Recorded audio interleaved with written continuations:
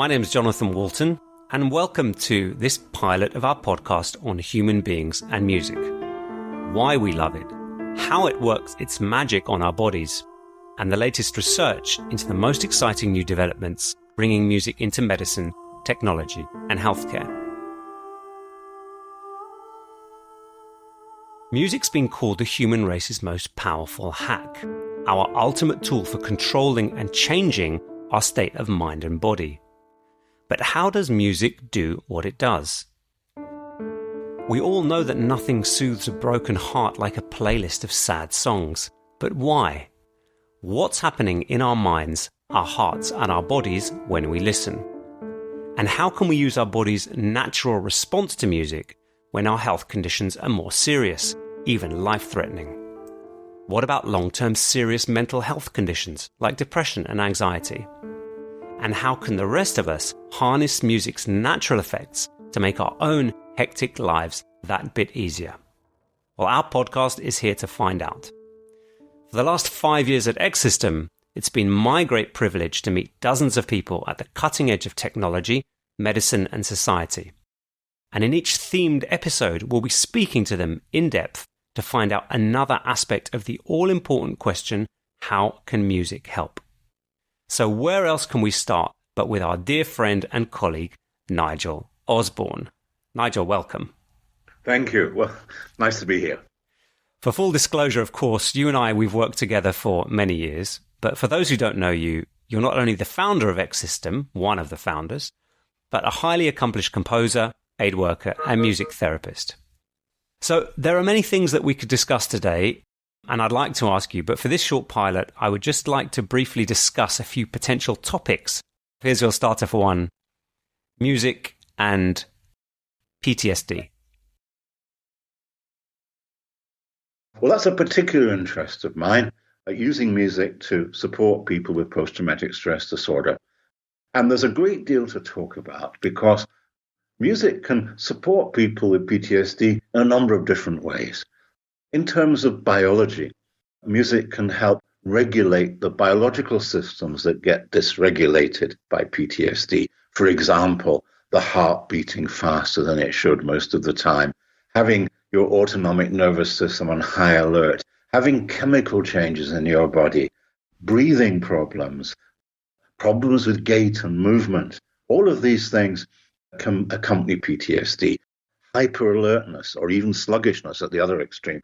And interestingly, music is highly interactive with all of these human systems, and so can help to regulate the heart, the chemistry of the body, our breathing, our movements, so that we feel better.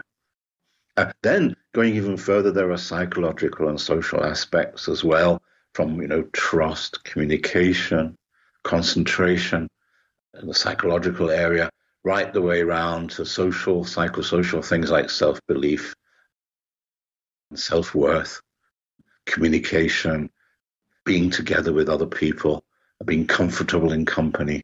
All of these things, music was almost created to do. I have a strange suspicion that when our ancestors invented music, somehow, if that's the right word, it was as something to help themselves through life, as a prop, as a way of helping them regulate themselves, make themselves feel better.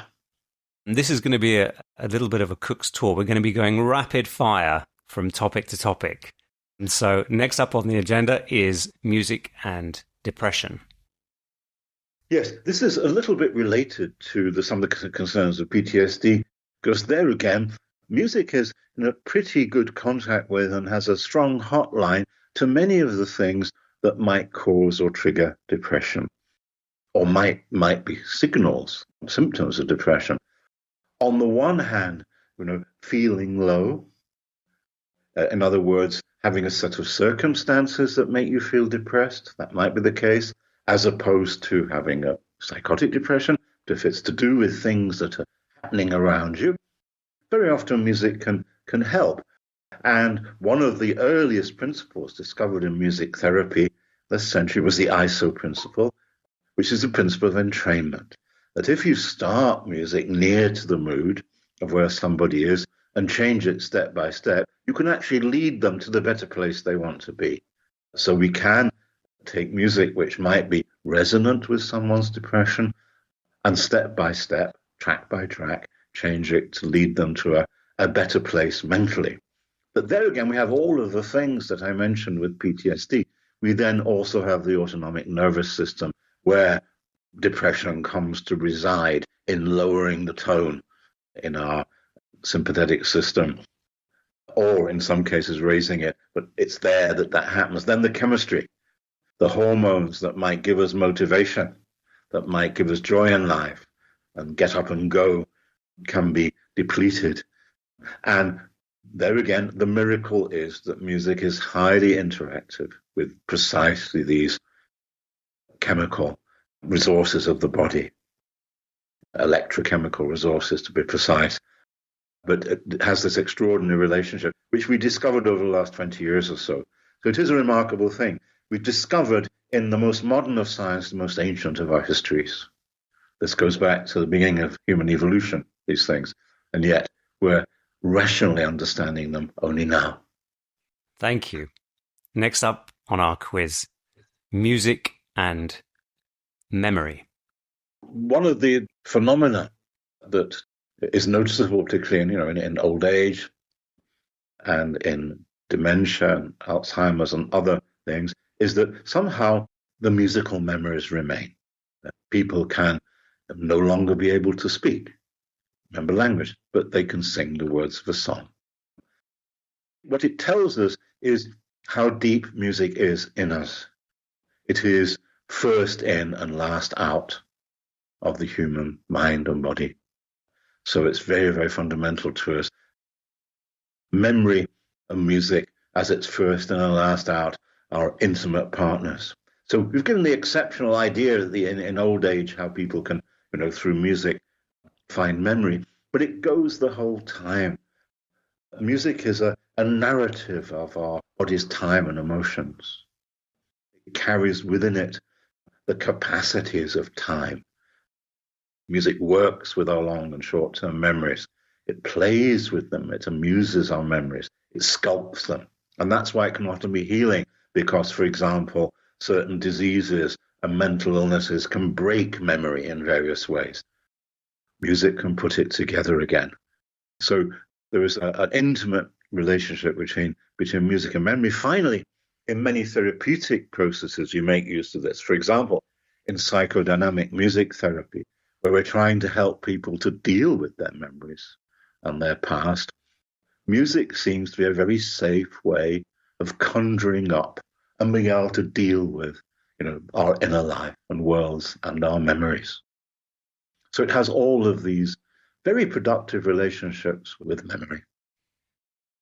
Pulling up a memory that's traumatic in and of itself is very difficult, but if it's accompanied by music, then music somehow provides a support, a womb, and a safe space in which we can do that. Spot on. Now, that's exactly how psychodynamic music therapy works. It feels very brutal, I have to say, to be running through this list. I have a desire each time you start talking, I just want to jump in and start discussing all of these things with you, but we will move on. Next one, music and addiction. This gets us into a number of territories. First of all, the most simple is that music is a great distraction. Whatever the state of your addiction, music is capable of distracting you from it for some time at least. If you are, a heroin addict craving for heroin, then it probably won't help you very much. But in other states, it can.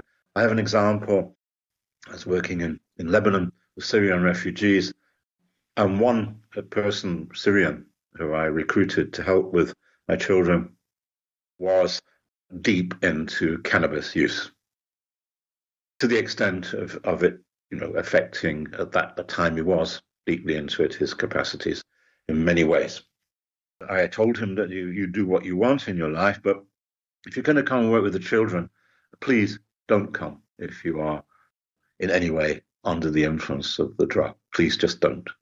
And interesting enough, the combination of, this person's work with the children, and I think the discipline of having to be clear of it when he was working with children. The two things, the music and the space, allowed him to get rid of his addiction. So it's that simple, distracting, refocusing thing. But there are many, many things that we're only beginning to get to the bottom of in the effects of music at kind of a deep biochemical level. And we're aware that it can intervene in even the immune system. There are deep functions of music that also affect the networks of addiction. But that's for the future, really. I think that we're working on that, actively working on it. But that's the kind of pathway for music in the future, would be a biochemical modulation relationship with addiction that we're building towards. For the moment, it's a great diversion and distraction. Music and time/aging. Music is with us from the very beginning to the very end. I was lucky enough, when I was working in Edinburgh, to have a colleague called Colin Trevathan, now sadly passed away, but a pioneering psychobiologist and a very distinguished one. He was the person that identified the neural networks of peripheral vision, for example. But he spent the last part of his life just looking at music and the relationships made with music. We called it in the end communicative musicality, and discovered that around the world that there are relationships in early childhood between mothers and children that are almost entirely based on musical-like communication. We call it motherese, prosody, rather inaccurately. And that more than that, that around the world, mothers doing exactly the same things, with the same tempi, the same speeds at certain times of development, with the same kinds of quality of sound, irrespective of their languages. That there was something very deep in this early musical communication that was doing certain very important things. It was triggering the first coordinated movement. We could observe that. It seemed to be the basis of empathy between mother and child. And people will say, but isn't that touch? Isn't that the breast? And of course, as any mother knows, that can be a battlefield, unfortunately. Maybe not, but maybe. Whereas sound is a place where safe and caressing communication. We are caressing, the basilar membrane, the ear in music, and that can take place safely at any time. So very early in our childhood, we have our first meaningful communication through a sound system that's very much like music. And as we've mentioned, in dementia and old age, we end with it being the only thing we can really do, to communicate and to understand. So it's with us in our lives, and it's up to us in our journey with music, how we use it. Some people use it more than others, but it remains there with this probably early evolutionary capacity to change us. So music accompanies us through time and aging, and music, of course, is time. Visual art is the marks the dancer leaves on the sand. Music is the dance. And it happens in time, here and now. It measures, it lives with time, it helps us through time. Not so easy being alive and conscious, always. Music helps us through time. It accompanies us through time by carrying our bodies and thoughts and our minds through time. That's why it's also healing in things like PTSD, where time gets broken. Music can come and help mend it. It can help mend time. Would you say then, in what you were describing about the interactions between mother and child, that sounds and the mother's voice and the lullabies which the mother sings, these are very much the safest way of showing love and affection, embracing maybe, and that this relationship continues throughout our lives, this relationship of sound as being the place in which we feel safe. Maybe that's why music does have this tremendous impact on mind and body throughout our lives. Yes, I think it is. With mothers, it's very interesting because we have further evidence, for example, that when we had depressed mothers who could not use their voices with their children, the children's development is arrested. It's not just a safe place, it's a place where things can grow. For example, in the evolution of the vagal system, which begins as a system for feeding and ends up as a system of attachment, that in that evolution, sound and musical-like communication plays an important role in stimulating that network and bringing it alive. So absolutely. So it is a safe place, but also a place where, if we wish, we can grow. So moving on very nicely to the next topic. Why is music so associated with love? In the work of neuroscientists like Porges, returning to polyvagal theory, the idea that the vagal system has different attributes. It's a nerve system, and that it is a connection between the phase of our development when we use it for feeding, and the same system then evolves into having relationships and relating to people. And it becomes part of the system of love, which therefore also embraces our whole autonomic nervous system, our whole chemistry in the end. Music, through its importance in developing human relationships and empathy, becomes, the oil of this machine. This love machine is oiled by music in our biology from the very beginning and throughout our lives. I think that because also of its tremendous interactivity with our deepest emotions, we can then use music as a signpost in love. We do it, for example, in playing the song that we was playing when we fell in love or had a particular beautiful experience with somebody we love. That joins up memory and music in a milestone of feelings. So it accompanies, and this is why love songs are so important. They're there again from the beginning. Music and sound was there from the very beginning of the creation within us as systems of relating, our pro-social selves, and accompanies throughout our lives in that. And it is very much the oil of the machine in the early stages that gets the system going. The system is already there. We don't learn how to love. We activate our capacity to love.